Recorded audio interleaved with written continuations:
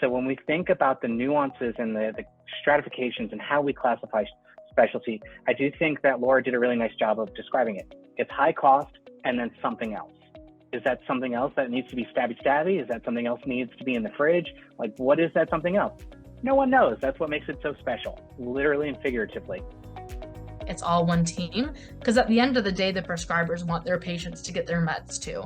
We all have the same goal. Let's get our patients their meds in a timely manner and hopefully, help whatever underlying condition they're struggling with.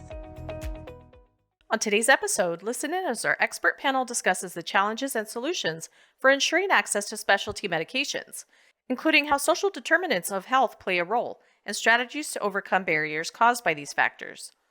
Our panel for this conversation includes Dr. Laura Sosinski, a pharmacy manager at Walgreens Specialty Pharmacy, Dr. Patricia Romero, a certified specialty pharmacist with Walmart Specialty Pharmacy, Rachel Popp, who is with us today to provide her perspective as a patient who has been treated with specialty medications, Dr. Jake Galdo, a pharmacist and managing network facilitator with CPESN Health Equity, and Meredith Ayers, an advanced certified pharmacy technician and development specialist at Bremo Pharmacy. And now, the CE information. This podcast episode offers continuing education credit for pharmacists, pharmacy technicians, physicians, and nurses. None of the speakers have anything to disclose. I thought I'd kick us off by reviewing a patient case and getting our panelists' thoughts.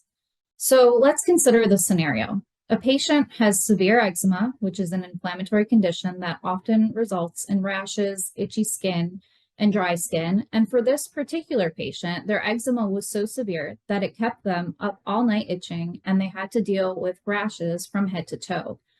The patient was prescribed an injectable medication that was considered to be a specialty med by their payer.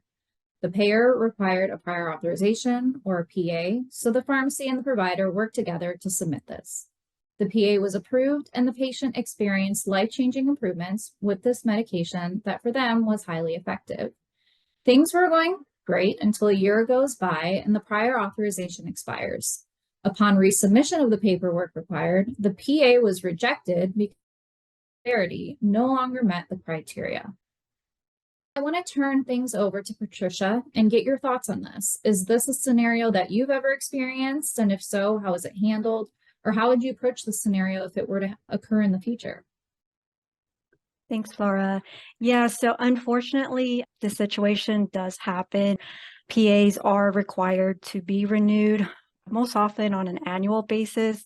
So it is important to make sure that patient is maintaining follow-up with their prescriber to ensure that their progress on treatment is being documented appropriately and thoroughly.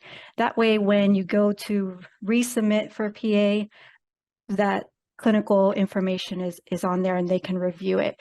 You also want to make sure that you are keeping track of what's been tried and failed in the past and how this medication is improving the patient's symptoms currently. Another thing that's good to have documented is when the PA is going to expire. So that way the PAs can be worked on proactively as opposed to waiting until it expires to then work on them. And also if patient has a new insurance plan, a new PA would probably be required as well. So that's something to keep in mind. Great points. I'm going to see Laura, do you have any other impressions about the case? Any thoughts? Yeah, other things to kind of add and think about. Obviously, the patient is doing better because they're on this medication. So making sure when we resubmit a PA that you have that clinical documentation that Dr. Romero was talking about included. So don't just check all the boxes, make sure you're including a clinic note. Unfortunately, some insurance companies will still decide to deny the PA. In those cases, we may have to go down the appeals route, which is not fun, but that may be the route we have to go through with insurance. Maybe the insurance formulary changed and we have to change to a different injectable. Maybe we have to change to a biosimilar. So there's other unfortunate options out there. So it's going to be almost a game to play to see what the insurance wants and prefers sometimes. And so Rachel, to hear your thoughts on the case and just from the patient perspective, all of those things that are happening behind the scenes that you don't necessarily get much exposure to. Kind of what are your thoughts on that? Thank you, Flora. Unfortunately, I have been on the receiving end as the patient. Whenever I was going through the cancer treatments, we went through the route of, okay, we obtained a PA, we're going to start my treatments on the medication. It worked, it was amazing. But some plans, apparently, and I didn't know this, their PAs only last for up to 84 days, 90 days. So once the treatment would be completed, I'd be doing great. I'd go in for my next appointment only to find out the PA had been denied. So my treatment would then get delayed. And I personally had no idea what was going on in the background. I didn't know what was going on the pharmacy side or my plan side. I wound up going through probably 4 different treatments just because the prior authorizations kept getting denied until about like 7 months down the road, I got put back on the same medication I was on in the first place. And it was extremely confusing and honestly very defeating dealing with it. For sure. I can't even imagine. And we're going to get into more of the details about these challenges and hopefully strategies to overcome them. But I do want to shift the focus over to the basics. What even is a specialty medication and how do they compare to traditional medications? And Laura, I was hoping maybe you can help clarify that for our audience. Yeah, so generally speaking, to keep it as black and white as you can, I like to think of specialty medicines as anything that's usually high dollar that is treating some kind of complex chronic condition. So in this case, in the patient case, we had the eczema. That's a chronic condition and it was pretty complex. The patient couldn't sleep at night, and injectables tend to be high dollar. So trying to keep it as simple as possible, high cost, complex, and chronic. Great, Laura. Thanks. Yeah, it is confusing because different entities define it differently. And so that is a great way to think of it. Can you provide like some examples of specific specialty medications that you're commonly dispensing or dealing with and the conditions that they treat? Yeah, so currently other things would include a lot of cancer meds. Those tend to be oral ones. So a lot of times people automatically think injectables only, but there are a lot of oral meds. Currently, a newer, fancier med for Demodex blepharitis, which is actually an eye drop. That's been a specialty med that we've been seeing a lot of asthma, COPD, when we think of sickle cell, autoimmune disorders, multiple sclerosis. The conditions can just vary. Yeah, and it's definitely, again, back to the challenge of everybody defines it differently. Merity, I'm wondering if you can address this question that I have here, which is, how do you even find out if a medication is considered specialty if you're filling it at a local community pharmacy? The simplest way that we find it at the community pharmacy is the simple rejection from the pharmacy benefit manager. The patient can find out prior to coming to us utilizing their formulary or the preferred drug list. The general public doesn't realize that. So of course, when we run a claim, we will see it at the time of service. Yeah, great. And I don't know if you're seeing more specialty medications in the community pharmacy. I know it's one of the fastest growing pharmaceuticals with around 80% of new drugs that come to market being specialty. However, despite the fact that they make up the majority of new FDA approvals, they still account for just 3% of prescriptions, but they still account for over half of the drug spend in the US. And so that's why there's a lot of focus on these medications. The average annual cost of one specialty medication used chronically is over $80,000 compared to $6,000 for a brand name traditional medication. And so I was wondering if we can talk next about some of the main pathways for patients to access specialty medications. And Patricia, hoping you can elaborate on that a little bit more. I feel like one of the easiest way to get the prescription sent in is taking advantage of the manufacturer hubs. A lot of the specialty meds do have a manufacturer hub that they can fill out that referral form, send it into the hub, and they'll start the benefits investigation, see, depending on the patient's insurance plan, who their preferred specialty pharmacy is. If the patient does need copay assistance, they can indicate that on that form to start getting that process in place. I think it's the fastest way to get patient on therapy. Rachel, I'm wondering if you can share your own experiences in getting prescriptions for specialty medications filled in different places. Thank you, Flora. Actually, initially, whenever I got prescribed the medications, I was under the impression, and through my prescriber as well, that they were just normal medications, grab them from the pharmacy, bring them to the center to get the infusion done. And nah, that wasn't the case at all. I had to be routed from the retail pharmacy that I went to a third-party pharmacy. They got routed to another specialty pharmacy that my insurance wound up not accepting. And then I got routed again. At this point, it's 2 months down the line. So it's a little confusing getting implemented into it. But I think Patricia has a good point. Going through the manufacturer was the easiest way to do it and the most informative way too, because they have a built-in support system that helped me tremendously on my journey through this. Very interesting. Yeah. So if a payer classifies a medication as specialty or even a manufacturer, I guess, does this always mean that it has to be filled at a specialty pharmacy? Patricia, is that something you can answer? Yeah, so when you get that rejection, a lot of times I see it as must fill at specialty. Most of the times it does need to be filled at specialty. There can be sometimes an insurance may allow like a grace fill to fill at retail or community pharmacy. I have seen that as well. It's going to depend on whether the medication can actually be ordered, because a lot of times they can be limited distribution drugs. So the community pharmacy may not have access to it. And then after that one time or grace fill, most likely they're going to have to go to a specialty pharmacy at that point. All right.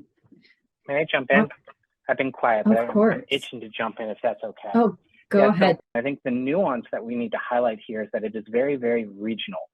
There are state differences. So I'm in the state of Alabama. There's a big payer here down the street. And that payer may designate drug A to be specialty. So then I'm in Alabama and I cannot dispense drug A, but Meridian, Virginia can. And so when we think about the nuances and the stratifications and how we classify specialty, I do think that Laura did a really nice job of describing it. It's high cost and then something else. Is that something else that needs to be stabby? Is that something else needs to be in the fridge? Like, what is that something else? No one knows. That's what makes it so special, literally and figuratively. And so then that's like the construct of what the drug is. And then the distribution is this financial model that is going to involve medical benefits because it is a medical benefit drug, or is it a special or a pharmacy benefit drug? It involves the PBM. How are they intertwined with each other? Is it a vertically integrated company where they just pass it from Peter to Paul, or are they separate entities on the bid contract? Again, these are all the different nuances. So when we think about this construct of what is specialty, it really does fall within the idea of, do I have access to buy it? That's the limited distribution phrase that you've heard us say. Or can I actually even sell it to the person in front of me?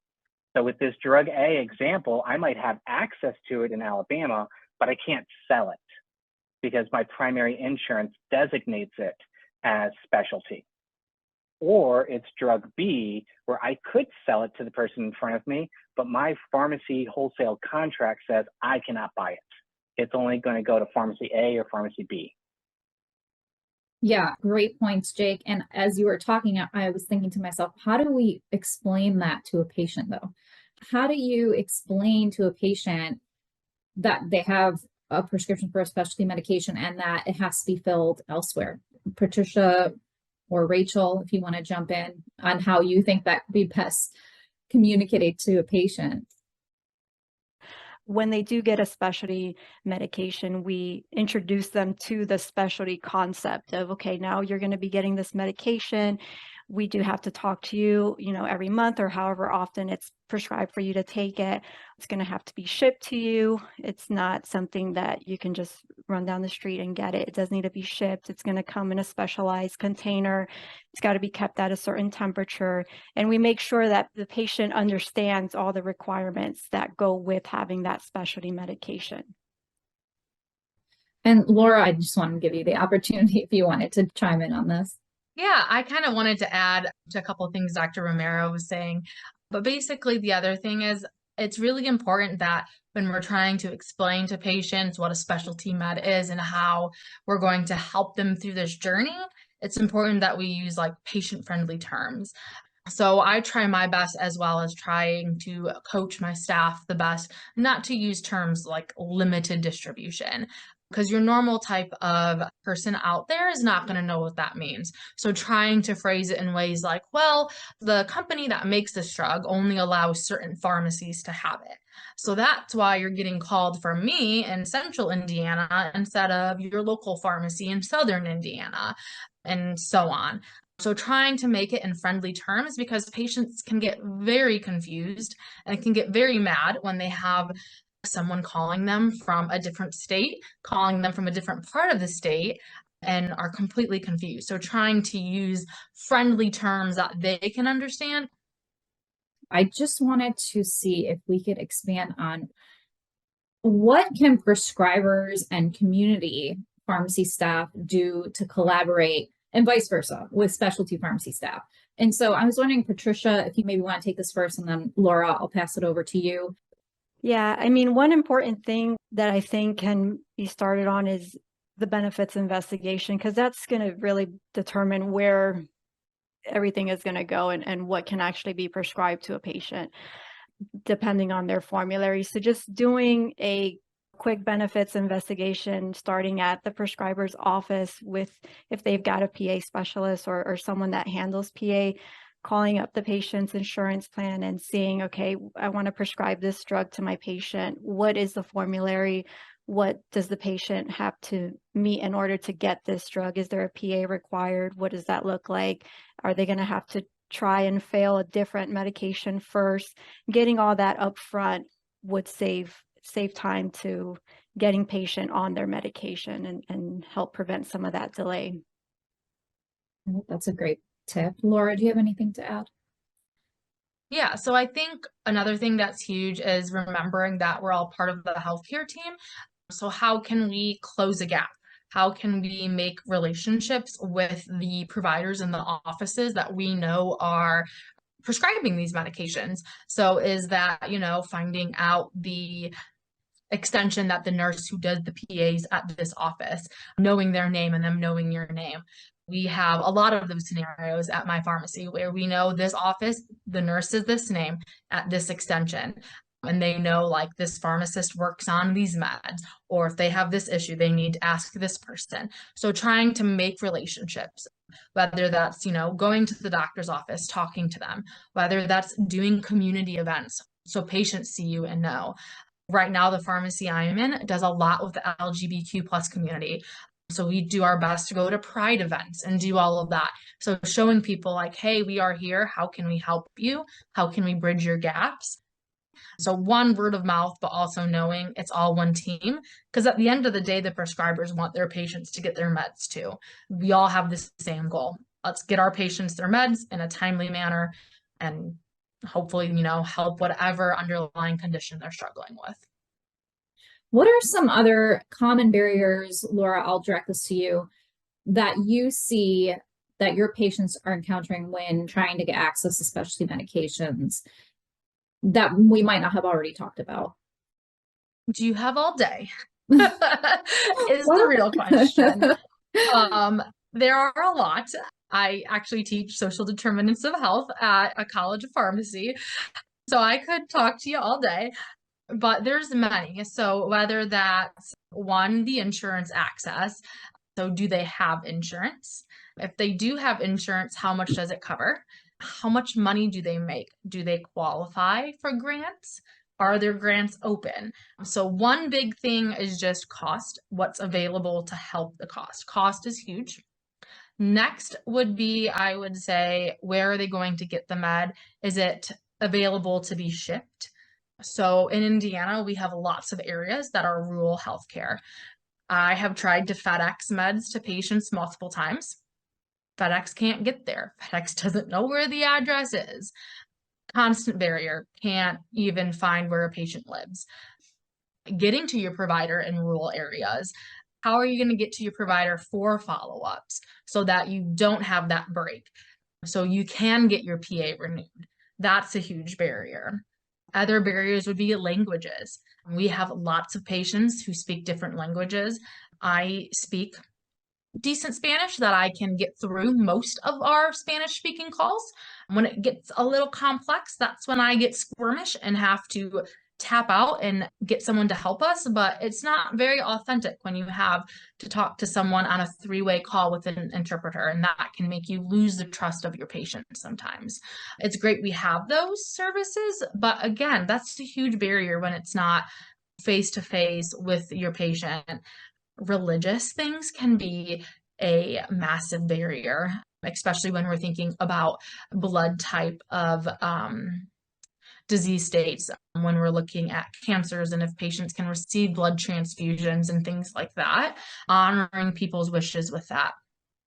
I have a lot more, but looks like Rachel would love to chirp in.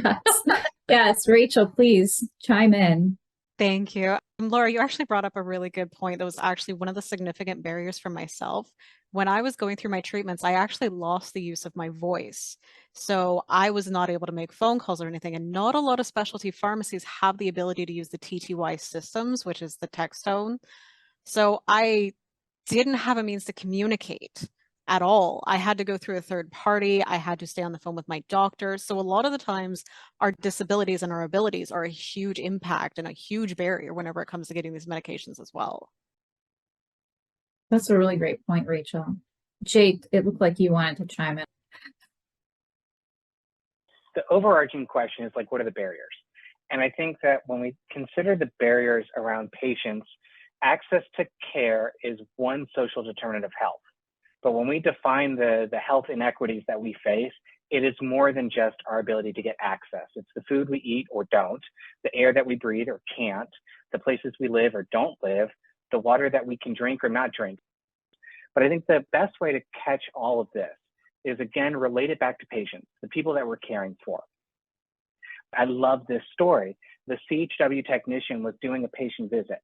And so to Laura's point, they knew what unmarked house to go to. They didn't have to worry about FedEx finding it. Like, they knew where it was. They were there. They were in the patient's house and they were talking to the patient. And they were like, why aren't you taking your meds? I don't care what med it is, specialty or not. Why aren't you taking your med? And it was like, well, I got to buy dog food. So the choice was dog food, medications.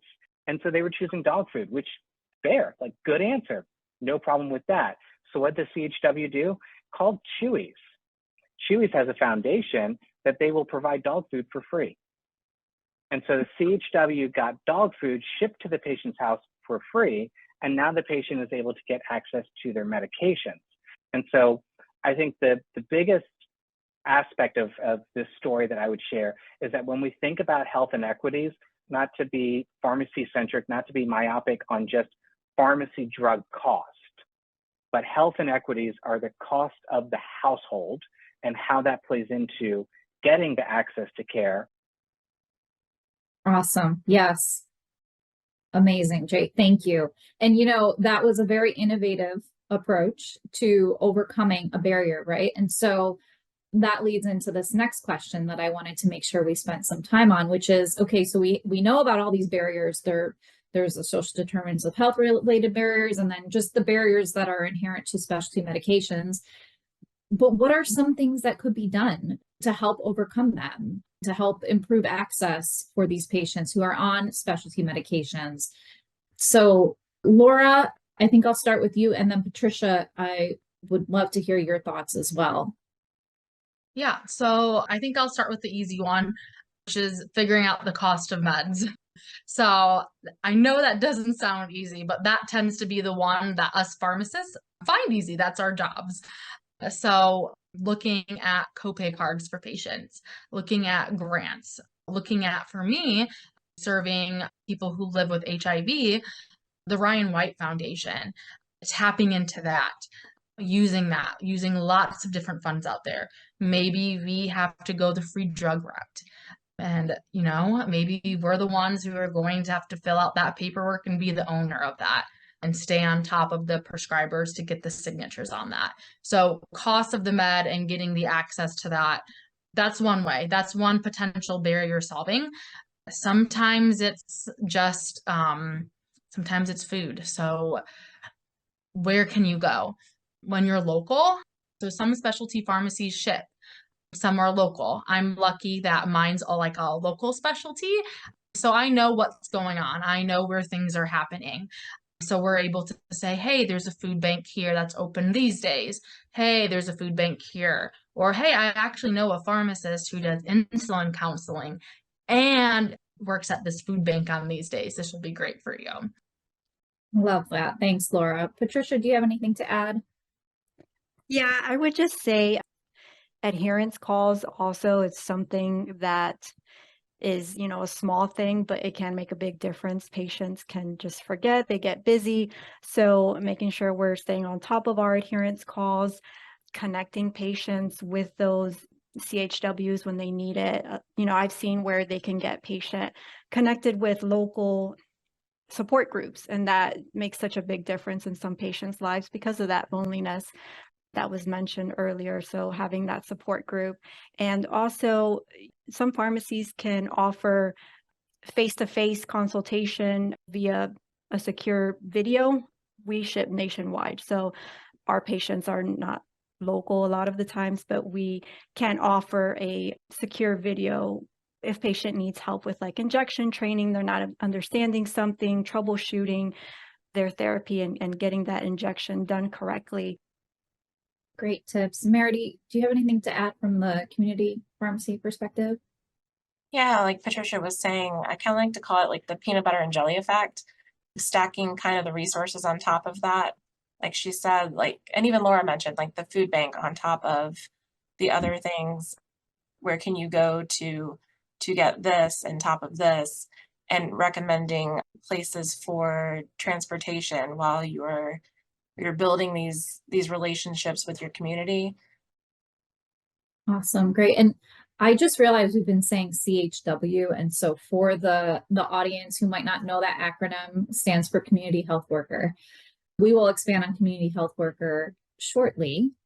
So this question that we received, I think, is very important to address. So it's, how can we help patients who make too much money to qualify for patient assistance programs, but who cannot afford expensive specialty meds that they need to be on, even with insurance? Laura, if you can start, and then we can pass it on to others. I'm not going to pretend to know the answer to that because that's hard. There are copay cards out there that can help. Unfortunately, copay cards can max out. Copay cards cannot go to a patient's deductible, which then doesn't help them in the long run. You may only be able to use a copay so many times. So while it's great, it could cause problems in the long run because you could get on a medicine, be on it for 3 to 4 months, and then your copay card runs out of money and you can no longer be on it. It's really hard because you can have great insurance and the drug can still be out of reach, out of pocket. And then I don't know if Meredy, if you have any additional thoughts, or even Rachel, just from your own experience, but I'll just open the floor. Feel free to jump in. Sure. You can look into like state provider plans, and that's really where you should use your community health worker to look into different types of plans, like those kind of state provider assistance plans. And those aren't necessarily pharmaceutical plans. It could just be grant opportunities and things like that. And then other options are charities in your area, organizations. There's nonprofit pharmacies in the area. So it may or may not be your pharmacy filling it, but when it comes down to it, we're here to help that patient. So I know in Richmond, we have 2 or 3 different nonprofit pharmacies. And then there are some pharmacies that are able to take in donated with integrity medications that they're able to dispense. So you can always check in to see if somebody's eligible for those, to see if it's there. So, it stinks when somebody is just above the threshold that they don't qualify for different types of aid, but they still need the aid. So there's different options out there. Just, you kind of have to get creative. Definitely. Yeah, great tips there. All right, well, we already kind of touched on social determinants of health. Thank you, Jake, for giving us an introduction to that. And you did mention that statistic that I do want to narrow in on, because I think it's very powerful in that 80% of health outcomes are due to social determinants of health, while 20% are due to medical intervention, which would be like the specialty medication, for example. Can you talk a little bit more about what that means? Yeah. So in Richmond, Virginia, there are zip codes 5 miles apart, and the life expectancy difference is 20 years. So what's going on that the life expectancy is 20 years different within 5 miles of Richmond, Virginia? And it boils down to the social determinants of health. What if this was Palestine, Ohio, where there was a chemical spill from a train? What if this is Flint, Michigan? So why do we not live long and we're 5 miles apart? Because there's lead in my water because my infrastructure is not producing clean water. That is more damaging to my health right now than if I were to develop diabetes as a Hispanic male over time. So that's where that 80% comes from. But there are factors, right, that are considered to be social determinants of health that do kind of influence a patient's ability to access medications. And we already talked about how challenging it could be to access specialty medications. But if you can maybe talk a little bit more about that, Jake, about specifically how do social determinants of health influence a patient's ability to access medications in general? So when we think about access, it is such a big, broad word, and it is the physical access of in my hand. It is access because of cost barriers. It is access because of cognitive barriers. We have a colleague and friend in Wisconsin, Milwaukee, and to Laura's point, his pharmacy, he has like 8 or 10 pharmacies, and they speak over 30 languages because they are designed to be in their communities to understand the cultures. You know, I'm a community health worker in Alabama. If I come work with, I know, Patricia, you're not in Bentonville. I'm going to act like you're in Bentonville. I don't know if you actually are. So I'm going to come over from Birmingham to Arkansas. And am I a community health worker? No, I'm just a worker because I don't know that community. The whole aspect of a community health worker, the whole aspect of addressing health inequities is understanding the community and the resources that those communities have. I do want to follow up on something you said, Jake. You had mentioned about getting paid for pharmacy delivery services. Are you seeing a shift, or do you foresee a shift in that a payer would start to pay pharmacies for their delivery services? So it's all about the business model, it's the ROI. And so can we justify a cost on a billing model so that we pay for local delivery? And the answer is kind of yes. But what's happening is that if you look at the 10K of your publicly traded pharmacies, you kind of look at what they're selling. And it's always prescription sales and OTC sales. And we lose money on 80% of our prescriptions at this point. They're loss leaders. We just lose money on 80% of our prescriptions. So that's out the window. OTCs, I can sell as many Legos and books as I want, but it's not going to offset those prescription sales, right? So we try to diversify our down front. Some pharmacies now report on a 10K perspective, clinical services. Do I do diabetes self-management education? Point of care testing is more of a clinical service. And so we argue and train within our network of pharmacies to have a health equity service line. Put your expenses around health equity on that service line, but also track your revenue for health equity on that service line. And as a clinically integrated network, we're able to get network-wide contracts with payers. And so I sit in the room and I have those conversations, and we do get network-wide payment contracts for the services we render about the products that we dispense. And I think that vernacular that I'm using is very, very important because it's more than just the product, it is the service. And oftentimes that's through value expression, which is why we use a standardized quality measurement system at our pharmacies. The CPSN Health Equity Network, because we just got our recent report card, 85% of children have a documented weight in those pharmacies. So if I go to a Medicaid program and say, let me help you because our network treats patients differently, and they say how, I can express our value. We document the weight of a child at our store every single time so we know the dose is correct. That's awesome. Those are great examples, Jake. And we keep mentioning the community health worker. And so I want to get some attention on what is all involved. So, one of the things that I keep hearing about pharmacies doing more and more is, in a way to help identify and address social determinants of health, are to get their staff trained to be a community health worker. And Meredy, I'm so glad you were able to join us today, because I know you've gone through the training. And so I'm wondering, as someone who has gone through this training, can you spend some time explaining what a community health worker is and what your training entailed? Your primary responsibility includes educating community members on health issues, promoting preventative care, assisting with accessing healthcare services and resources.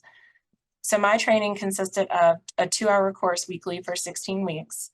And then also I was involved in intense topic discussions during those 2 hours, completed patient case reviews. We built this intense community resource portfolio. Intense. And then during the process, I also interacted with my community. So I went and shadowed in my community diverse resources and discovered more and more about opportunities available locally. The class itself covers core competencies, like you're going to learn health education, cultural competencies, advocacy skills. You learn empathy, which is really hard to learn, but you utilize it. You kind of like get in touch with yourself and really bring that out. It really includes practical training and conducting community assessments. It provides social support, navigating healthcare systems. CHWs really are playing a vital role in promoting health equity by addressing the barriers to healthcare and empowering communities. And we're going to improve health outcomes by doing this. Awesome. If someone was interested in getting trained, what advice would you give them? Really look into the courses that are available. There are really great ones out there. I was very specific into finding one that was pharmacy technician specific. Because of our healthcare background, that was really, really important to me. I wanted to make sure it was accredited for CHWs, and then I looked into the credentials that were specific to my state. I'm in Virginia, so after a certain amount of hours that you put into your community, you can actually go get credentials with the state of Virginia. And so different states have different credentials. So look into that too if you want to go pursue that after you finish your course. For me, it was important to find that program. Look into different community, the different information that's available. Research the role first and what it's going to mean in your role. What are you going to do with it? And how does it pertain to your current position? Are you going to be purely a CHW in your community? Because you can do that. Are you going to be that alone, a standalone, or like Rachel, do you want to partner with being a pharmacy technician? For me, that's really what it was about, and helping our current community and our patient base that we have here. And then start networking in your area and talk about it with other people and let them know this exists and how important it can really help. We hope you enjoyed and gained practical insights from listening into this discussion. Now that you've listened, pharmacists, pharmacy technicians, physicians, and nurses can receive CE credit.